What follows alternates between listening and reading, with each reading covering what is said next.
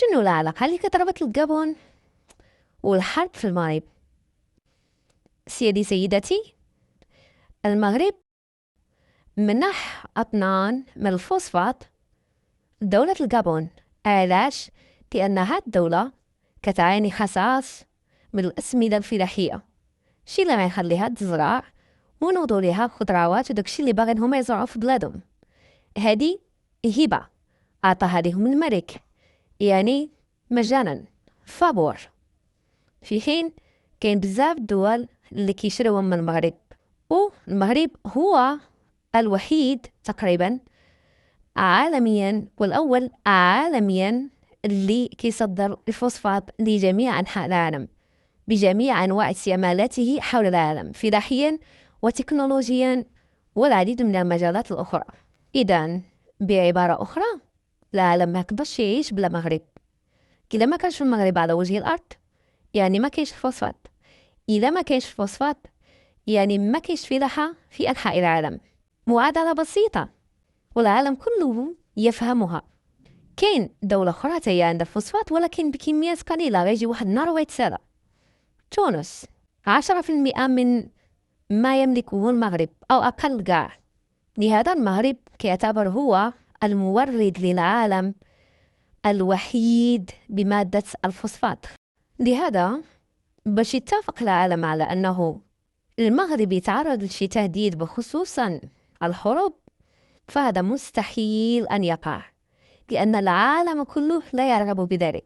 هناك بعض الدول التي لا تريد أن تعطي قيمة للمغرب، باش المغرب حقا ما يعرفش باللي راه عنده قيمة. المغرب ديجا عارف راسو عنده قيمة، بيكم ولا بلا بيكم ديجا عارفين على أننا نحن ماء حياة العالم، أو بعبارة أخرى نحن فوسفات العالم. نحن المغرب غذاء العالم. بدون المغرب ستنقرض الحياة على وجه الأرض، أو سيكون هناك بديل وذلك البديل لن يكون كافي. وبالتالي مهما تراكست وتطاولت بعض الدول على أنها تريد تهديد المغرب بالحرب، فهي تعيش الأوهام، أضغاث أحلام. يعني دعهم يحلمون، دعهم يشعرون بالقوة، لأن ذلك فقط سيناريو قولي وليس فعلي، لن يحصل على أرض الواقع أبدا ونهائيا، لن يحصل. إن العالم كله لن يرغب ذلك. إذا تعرض أي شيء للمغرب ستجد كل العالم يقف مع المغرب. حتى روسيا هذه التي ربما تدعمهم، تبيع لهم الأسلحة مثلا، فهي أول من سيساند المغرب، لأن روسيا أصلا اقتصادها وفلاحتها رهينة بأسمدة المغرب، فوسفات المغرب. أي غباء تعيشونه. نعود الآن إلى خبرنا المهم للحديث حول الهبة الملكية للغابون والتي اشتملت على 2000 طن من الأسمدة. معنا مباشرة عبر الهاتف من مدينة المحمدية الخبير الاقتصادي محمد جدري. تحية طيبة لك الأستاذ محمد جدري. أهلا وسهلا.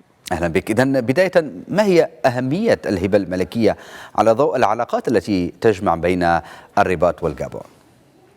اعتقد بان الهبه الملكيه هذه كتمشي في هذا السياق ديال تعاون جنوب ما بين المملكه المغربيه وواحد مجموعه من الدول الافريقيه. كيف ما كانت يعني ابان الجائحه، عاونا واحد مجموعه من الدول الافريقيه بالكمامات وباللقاحات. اليوم كذلك كعرفوا بان افريقيا تعاني من مشاكل كثيره متعلقه بالامن الغذائي، وبالتالي فان هذه الهبه هذه الموجهه الى الدول الصديقه ديالنا الغابون كتمشي في هذا الاتجاه هذا، باش ان نحاولوا اننا نساعدوا هذه الدول الافريقيه في كل ما يتعلق بالاسمده. لان اليوم الدول الافريقيه عانت الامرين خلال السنوات الاخيره، خصوصا كل ما يتعلق بالامن الغذائي ديالها. وبالتالي فان هذا الامر هذه هي العلاقه اللي كيبحثوا على الاصدقاء ديالنا في افريقيا، علاقه رابح ما بين المغرب والدول الافريقيه. نعم، ماذا عن ايضا المشاريع التي انخرطت فيها المملكه والمرتبطه بصناعه الاسمده الفوسفاتيه، سواء من خلال انشاء مصانع او هبات؟